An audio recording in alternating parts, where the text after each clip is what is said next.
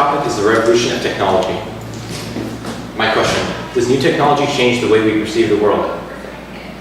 And this question connects to the common topic within the stimulus packet of perception.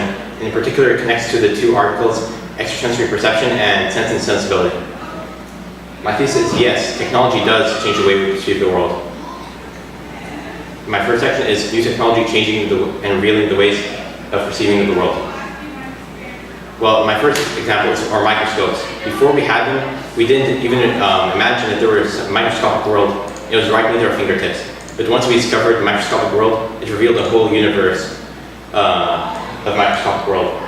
And in this book by Vision Engineering Limited, it describes how Anton von Leeuwenhoek first invented the microscope and was able to see a whole new world and brought a whole new world into the human perception. Now on to telescopes. Instead of looking downward, these are looking outward. And before, we could only see the night sky with our naked eye, but now we can see beyond only the night sky and into faraway galaxies, even to the edge of the universe.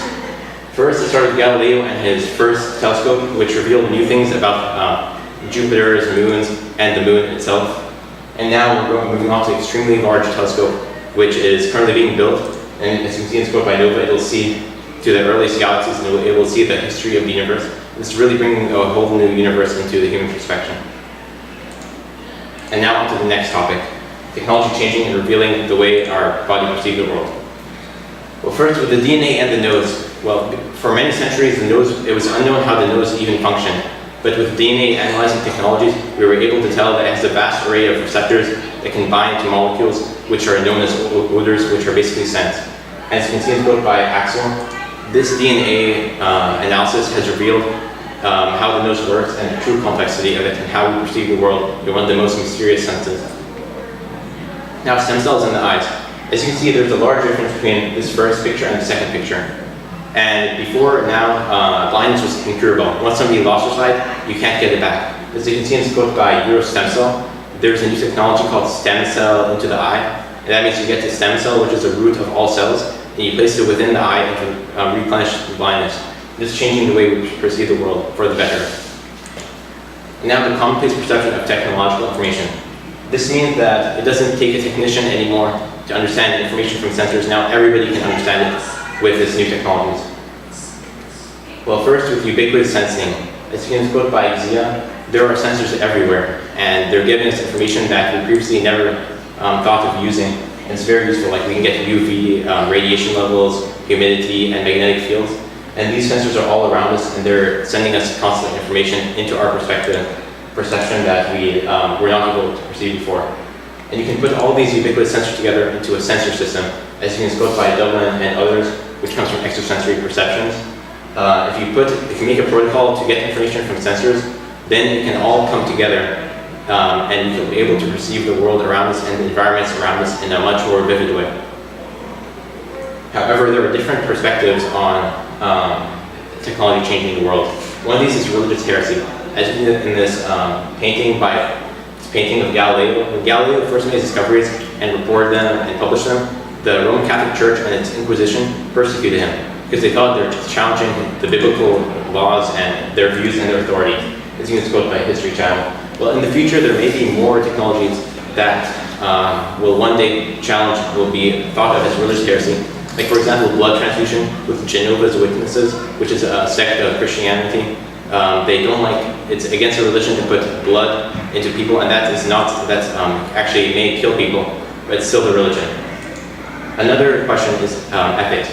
As you can see, this is a picture of a movement called body hacking, which is putting technology into people's bodies. This is raising up the question of ethics, as you can see by Perlata. Is it morally acceptable to put technology into people's bodies? And right now, and also in the future, there will continue to be questions on if something's ethically moral or not in relation to technology and humans. And now some solutions to these concerns. Well, the first solution that I considered was the prohibition of technology.